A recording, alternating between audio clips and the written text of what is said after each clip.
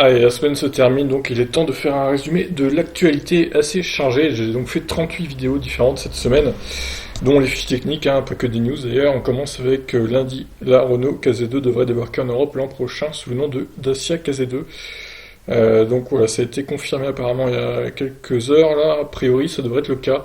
Et ce serait pas 2020 mais peut-être 2021, donc à confirmer encore, mais ce serait bien une Dacia KZ2.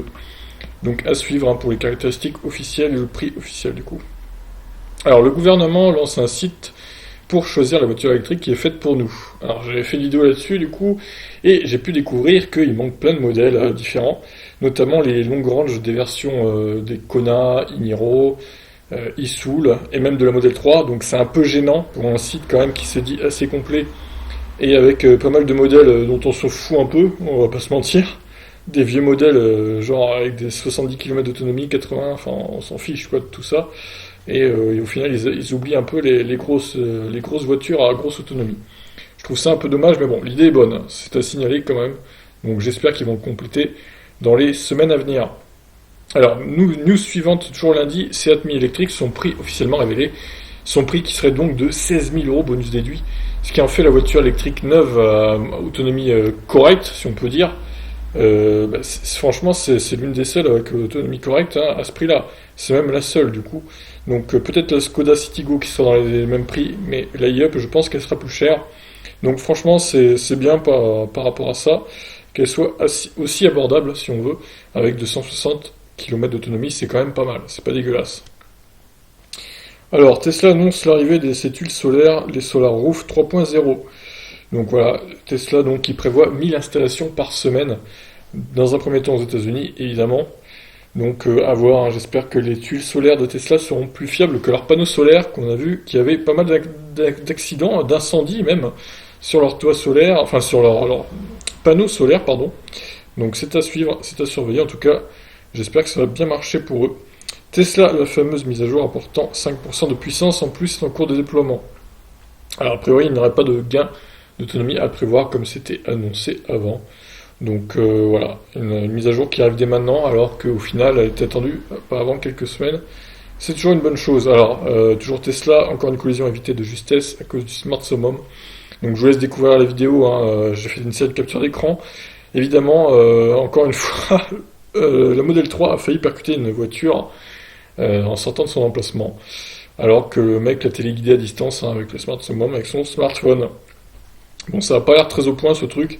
Et c'est limite dangereux pour les autres conducteurs. Alors, un article, faut-il acheter une voiture électrique dès maintenant? Ça, c'était le 29 octobre, du coup, c'était mardi. Voilà, c'était un article de l'Automobile Magazine qui était plutôt correct, mais il manque quelques informations quand même, dont la réponse à la question, en fait. Ils ne disent pas vraiment s'il faut acheter une voiture électrique dès maintenant. Et moi, je dis que oui, de toute façon, dans la vidéo. Alors, Tesla Model 0, une future citadine mass market signée Tesla. Alors bon, ça, je vous le dis tout de suite, il y a une idée de designer, donc on n'y est pas encore. C'est un espèce de projet qu'a en tête un designer, mais bon, est-ce qu'on y viendra? Je ne sais pas. Pas dans les années à venir, en tout cas, clairement. Pas avant les années 2030, selon moi. Alors, j'ai commencé les fiches techniques, du coup, mardi.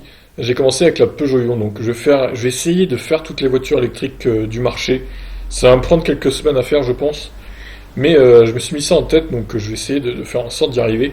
Il n'y en a pas énormément encore des voitures électriques sur le marché, donc je vais essayer de tout faire pendant qu'il n'y en a pas encore trop qui sont sortis. Comme ça, après, je les ferai au fur et à mesure. Et ça fera moins de travail à accomplir d'un coup, quoi. Donc là, Peugeot Ion. Le Kona, j'ai enchaîné avec les deux voitures que je possède, évidemment. Donc c'est plus facile et plus motivant. Alors ensuite, j'ai fait une vidéo sur CGMI Solutions, donc pour vous présenter un peu l'entreprise qui répare vos batteries et qui fait aussi le rôle de mandataire, donc qui vend des voitures électriques maintenant, même si bon pour l'instant ils sont qu'à leur début en tant que mandataire, donc c'est un peu balbutiant si on peut dire, c'est encore hésitant, mais bon en tout cas en tant que réparateur de batteries ils sont très bons. Donc je vous conseille, si vous avez une Ion ou une vieille Leaf 1 par exemple qui a des soucis d'autonomie, que vous habitez vers la Bretagne ou même en Normandie, allez faire un tour parce que franchement ils sont pas trop chers et ils peuvent vous réparer des modules défectueux de batterie pour pas trop cher du coup. J'ai enchaîné avec la fiche technique de la Renault Zoé, donc le 30 octobre, donc c'était mercredi. Alors oui, la Model 3 qui débarque en mode taxi dans les rues de New York, donc le jaune taxi, hein, comme on voit dans les films. Ça lui va bien, la Model 3, c'est pas mal. Franchement, bonne initiative. Et j'espère que les rues de New York vont être remplies de Model 3 taxi, ça serait pas mal. Alors, le Model 3 rallongé, donc ça c'est une Model 3 qui a été camouflée et qui a été repérée en Chine. Donc a priori les Chinois sont assez friands des voitures assez longues et avec un intérieur à l'arrière surtout très confortable et très premium. Donc peut-être que Tesla veut faire une Model 3 rallongée pour satisfaire leurs besoins aux riches chinois qui se font trimballer avec leurs chauffeurs du coup dans les voitures de luxe. Alors, j'ai fait une petite vidéo également sur les trois technologies hybrides existantes à partir d'un article de je ne sais plus quel site d'ailleurs, à vous de me dire en regardant la vidéo évidemment. Donc voilà, on fait le point, hein, l'hybride légère, l'hybride normal et l'hybride rechargeable, les trois technologies existantes. Ensuite, quand Shell veut mettre du méthane dans les voitures électriques. Ah oui, alors ça c'était extraordinaire quand même. Alors en gros, Shell il prévoit de... C'est une bien idée de pétrolier, ouais, c'est tellement ça. En gros, Shell prévoit de refroidir les batteries et de les mettre dans du liquide, c'est-à-dire du méthane liquide si vous voulez. Comme ça, le méthane ne conduit pas l'électricité. Il n'y a pas de risque de court-circuit, même si bon, je pense pas qu'il y ait de risque hein, quand même. Je pense qu'ils ont bien étudié le truc, mais on ne sait jamais. Oui, donc voilà. Alors, du méthane, c'est quand même un gaz, donc je sais pas. C'est pas une très très bonne idée pour moi, en tout cas de mettre ça dans une voiture électrique. Niveau écologie, hein. Bon, après ils vont peut-être se raviser ou trouver autre chose, mais pour moi c'est pas une très bonne idée en tout cas. Alors, la remplaçante de la Nissan 370Z sera-t-elle électrique? Alors Nissan parle de peut-être faire une sportive électrique sur une base de 370Z. Et ce qui serait pas mal parce que du coup la 370Z maintenant avec son taux de CO2, je crois qu'il est 280 grammes par kilomètre je crois de CO2, c'est invendable des voitures pareilles. Donc avec des malus de 10 000, 12 000 euros même avec le nouveau barème. Donc c'est plus vendable du tout des voitures pareilles. Bon c'est dommage hein, parce que c'était une jolie sportive plutôt performante. Mais bon voilà c'est comme ça. Voilà. Alors on continue avec la fiche technique des Model S que je me suis bien fait chier à faire parce qu'il y a 18 modèles quand même. Donc j'avais passé environ 3 heures, 3 heures et demie à faire ça. C'était assez pénible, je vais pas vous mentir, donc n'hésitez pas à bien regarder cette vidéo et à liker. Alors, Hyundai lance PodRide, un service d'autopartage avec des Kona électriques autonomes. Donc c'est en Californie, dans la ville d'Irvine. Apparemment, ce sera un service gratuit dans un premier temps. Donc des Kona qui pilotent tout seuls. Il y aura quand même un mec au volant pour s'assurer que tout va bien et qu'il n'y a pas de crash, au cas où, mais il récupérerait les commandes au cas où. Mais a priori, les voitures rouleraient toutes seules, hein, donc des Kona autonomes. Bon, elles sont bardées de trucs sur le toit, des caméras et tout, hein, que le Kona normal évidemment n'a pas, vu qu'il a un système d'autopilote de niveau 2 seulement. C'est pas une voiture autonome le Kona, donc... Mais bon, l'initiative est très bonne et c'est dommage que ça arrive pas en France, ce genre de truc. Ça me ferait marrer, moi, de voir des Kona qui roulent tout seuls en France. Alors, un modèle Y filmé sur les routes américaines circulant à côté du modèle 3. Donc là, on peut clairement se faire une idée de la hauteur, la différence de hauteur et un peu de largeur même, de gabarit si on veut, par rapport à la modèle 3. Et voilà, c'était une petite vidéo sympathique que je voulais vous faire partager. On poursuit avec une nouvelle solution pour recharger 80% de sa batterie en 10 minutes.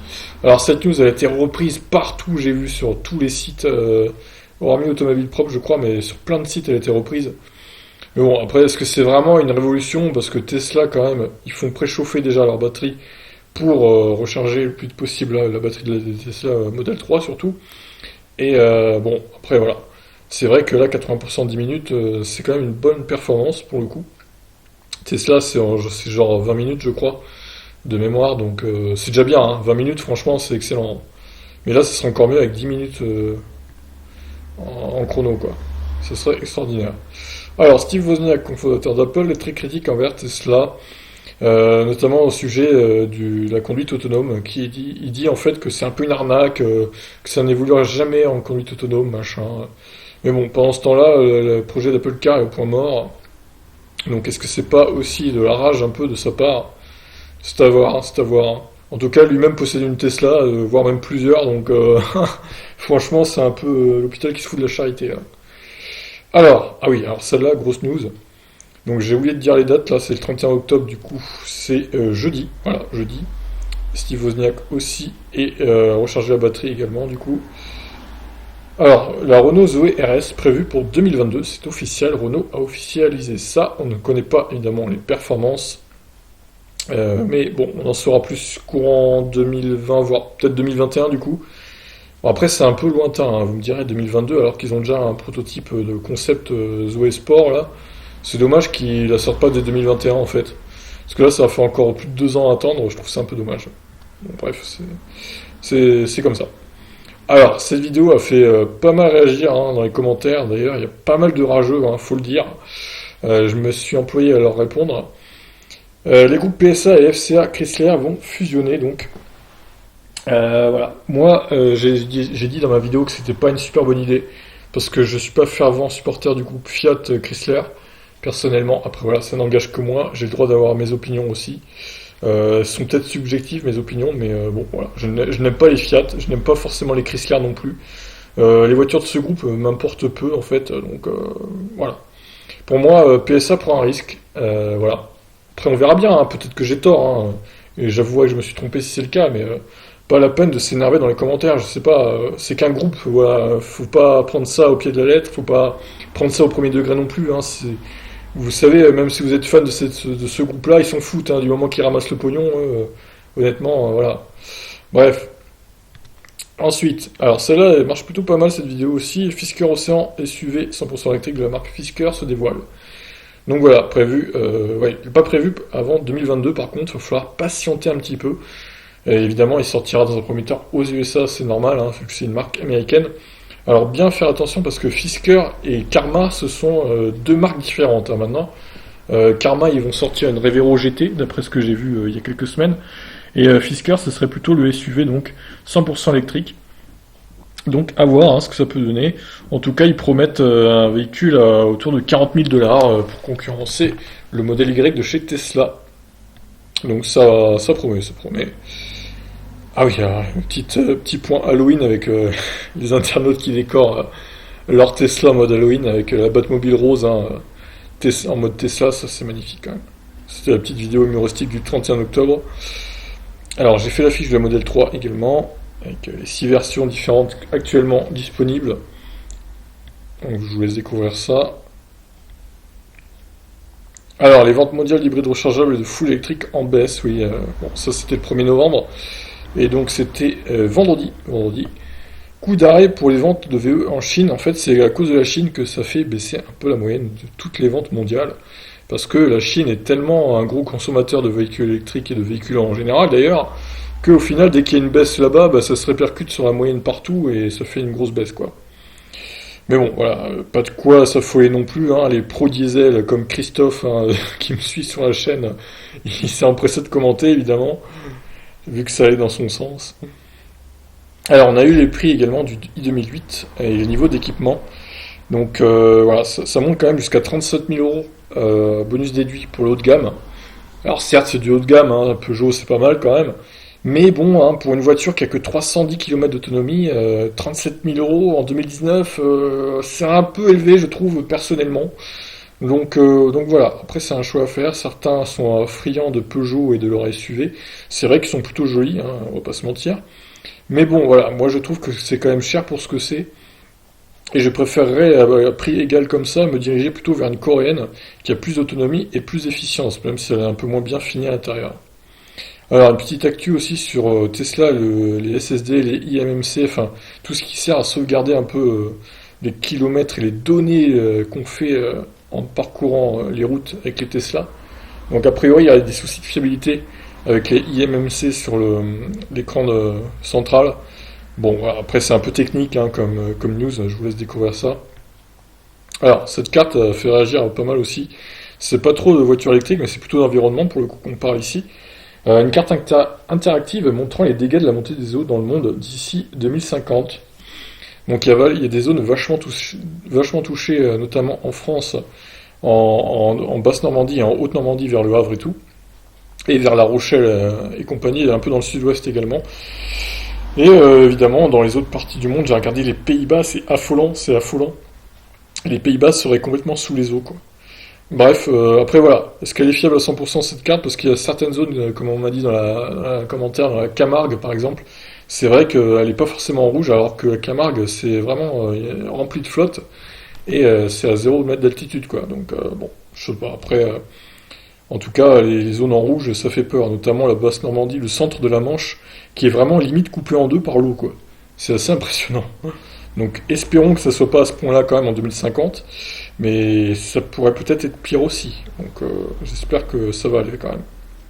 Alors, la battle Tesla vs Porsche continue. Elon Musk euh, annonce une augmentation de 50 chevaux pour la Model S, dans le but tout simplement de passer la Porsche Taycan sur le départ arrêté de 0 à 400 mètres en fait. Donc voilà, ça sort les mises à jour juste pour battre Porsche sur le 0 à 400 mètres. Donc pourquoi pas, hein. Après Elon, il aime gagner Elon, c'est un winner, donc vas-y Elon, fais-toi plaisir avec tes mises à jour. Donc comme tous les samedis, les annonces sur le bon coin. Et j'ai trouvé une Model 3 à Longrange RWD à 51 000 euros. Elle est en photo là dans la miniature. Donc c'est plutôt un bon prix je trouve. Donc si vous êtes dans le coin, je ne sais plus où aller hein, honnêtement, mais allez voir la vidéo. En tout cas elle y est. Et il est peut-être plus d'ailleurs, elle a peut-être été vendue, mais. Alors ensuite on a enchaîné avec un article de Clubic. Les conseils pour bien choisir une voiture électrique d'occasion, donc ils nous donnent des conseils plutôt pas mal hein, dans leur globalité. Ensuite, j'ai fait la fiche technique du Model X, des 8 versions, du coup 8 versions quand même. J'ai enchaîné avec le prix des voitures électriques chez Tesla en date du 2 novembre, les prix qui n'ont pas bougé d'ailleurs. Ensuite, j'ai enchaîné avec la fiche de la Tesla Roadster, pardon. Donc quelques versions, hein, je pensais pas qu'il y en avait autant du Tesla Roadster, je vous laisse découvrir ça. Et enfin on termine avec la fiche technique de la Nissan Leaf 2. Donc on termine cette semaine par ça. Voilà, bon le résumé a duré plus longtemps que d'habitude vu qu'il y avait 38 vidéos faites cette semaine. Donc je vous laisse réagir, n'hésitez pas à mettre des pouces bleus, vous abonner, tout le bordel, à commenter, même si c'est des commentaires haters. Je vous laisse. Allez, bonne fin de week-end, à la semaine prochaine, ciao.